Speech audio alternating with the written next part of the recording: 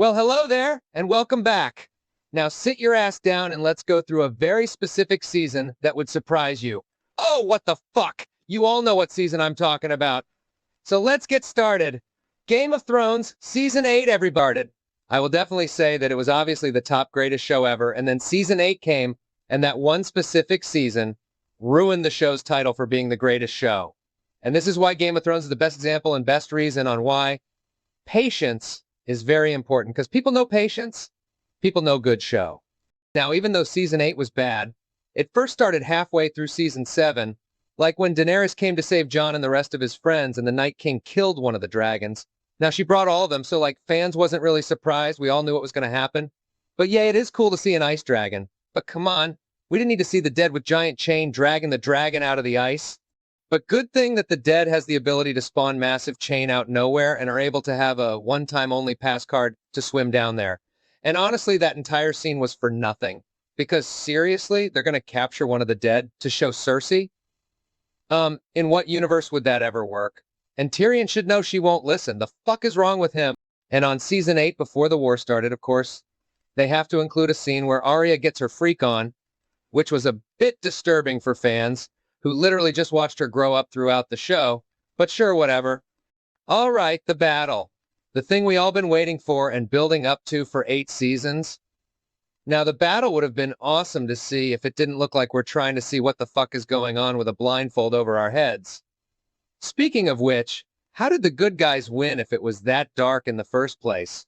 But another thing, stuff was just kinda happening in this season. Like, Tyrion is supposed to be smart, and he decided to hide in the crypts. Which is fine. I mean, what's the Night King gonna do?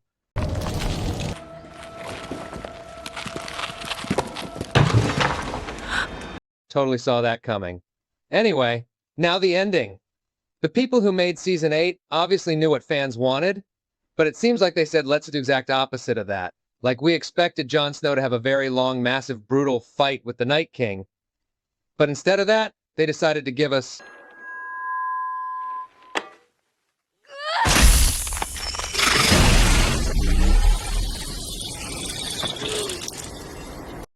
yeah, Jon's sister did it instead.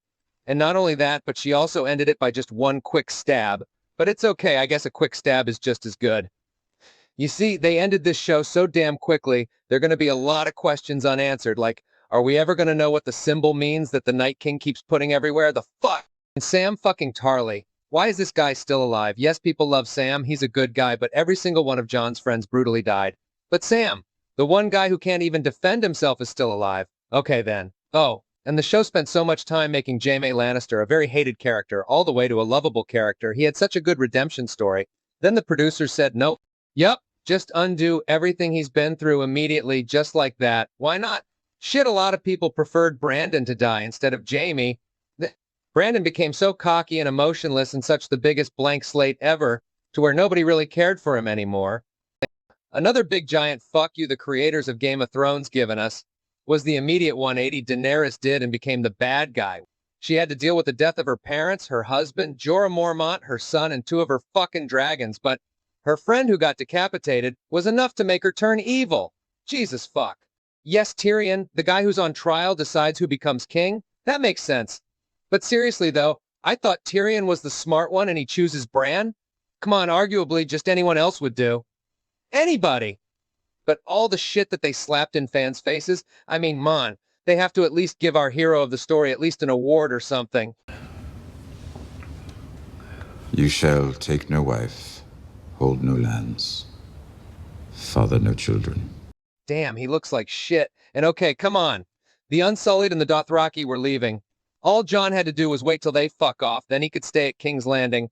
I don't think his family would have kicked him out. Well, you guys, if they ever decide to redo Season 8, that'll probably be the greatest thing to ever happen in life. And if you agree, don't forget to hit that like button, and I'll see y'all soon.